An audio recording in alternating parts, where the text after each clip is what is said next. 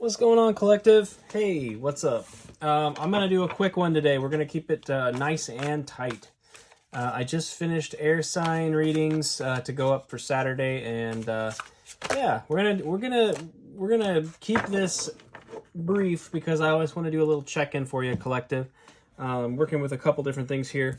Kicking it off with Rumi, of course, because why wouldn't we? Rumi's the bomb. Rumi'sTheBomb.com.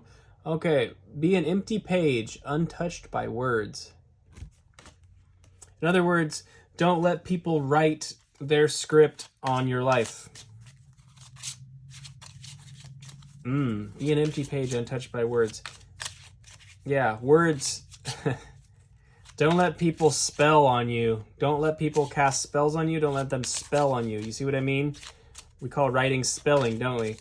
Don't let people write the narrative on the pages of your mind and heart. All right, I have Radiant Souls Oracle here. This is by Cat Crow. You can find her, I think, consciousdust.com. No. catcrow.com, I believe. Yes. K-A-T, is it? Yeah, sorry. KATCROW.com. Yes, Cat Crow. Anyway, very cool person, cool artist in New York. These cards are tiles that kind of go in sets of 4. So we're going to take 4 of these out and see what we got going on. All right. Kicking it off with Expressive. Expressive. We've got The Inspired. We've got The Projector. The Projector. And our final card here is The Realized. Now you can see how in the corners there's words written down. That creates kind of a narrative in the center here. So we have destruction, influence, reality, mastery. Wow. So in other words, destruction, we could think of that as the narrative, right? The things that have been written on our hearts. As we eliminate those things, as we erase with our sovereign eraser the narratives that other people have written for us, when we would destroy those influences, we're able to then cultivate our own reality, and we're working on mastering that. You're creating a situation, collective, where you've been learning how to master your reality, and it's by destroying these external influences. Okay, that doesn't mean, I don't mean that in a violent way. I mean that in a sense of like you're recognizing your own sovereignty. I think that's kind of the gist of it. I'm gonna go ahead and check the tarot real quick. Rider-Waite, here we go. Classic Rider. Kicking it off with the 10 of Pentacles. Wanted to jump out, say hi. Always a good thing. To the shot, yes. Okay, 10 of Pentacles. We need 2 more cards, please, for our collective. 10 of Legacy, Abundance. Again, you know, legacy is the word I always say. One of the first words that comes out of my mouth when I see that 10 of Pentacles is legacy. And that masterful curation of your reality is just exactly what that is. You are cultivating and crafting your legacy in your life. We have the 7 of Swords here that came out. This it can speak to to sneakiness or dishonesty, but it also can speak to being tactful and creative. I don't know, kind of.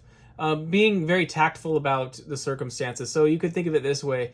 This guy's stealing the 5 swords. He's removing 5 swords from battle, you know. Shout out to Minopon, by the way. That's where I learned that from. But, you know, those are 5 less swords that are going to go out and cut people, basically. So not necessarily a bad thing, but we need 1 more card to get the further context of that.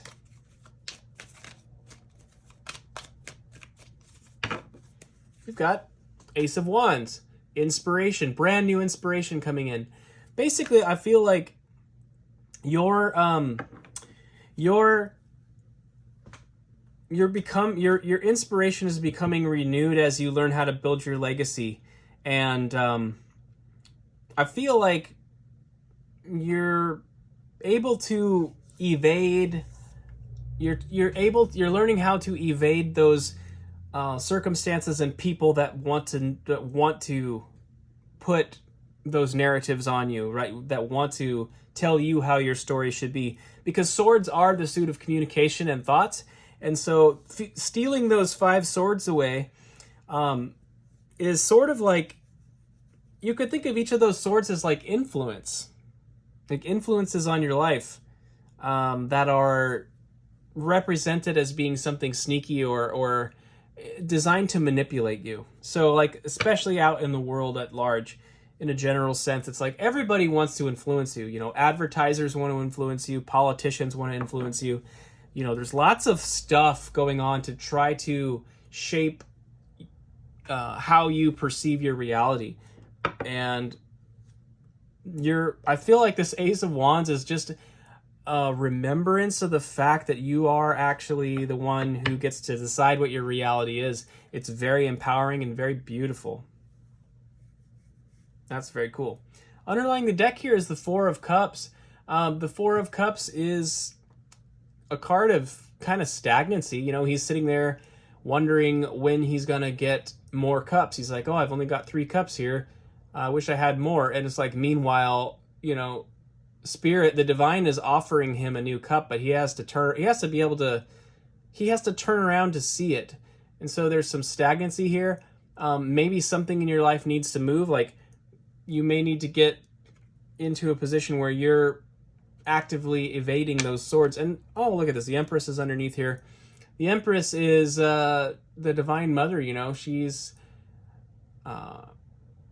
the divine feminine aspect of this reality. And it's like, you're kind of in that mode when you realize you can create your own reality. You are stepping into your divine feminine in many ways, birthing new things into existence here. So I think it's a remembrance of kind of who you are and the authority you have, and that you don't have to subjugate yourself to so many silly things. Like, you know, you don't have to subjugate yourself to the authorities of the earth. You know, the devil, look at the pentagram on the head. The pentagram is literally emphasizing the 4 elements over the spirit. Each point, it's, you know, earth, air, water, fire, and spirit. And the spirit, the tip is down. It's beneath them. That's what the world is all about. You know, is trying to convince you that this whatever the physical 3D thing is most important. The influence, it's like, you know, I don't know, here in America, we're about to go into our midterm elections. It's like, we have to make sure that the bad guys don't take over. You know, it's like, no, you're in charge. You're in charge of your own life. Okay? Oh, I have this backwards, but that's okay. Anyway, I think that's the gist of it. You know what? I'm not going to go any farther. That's it.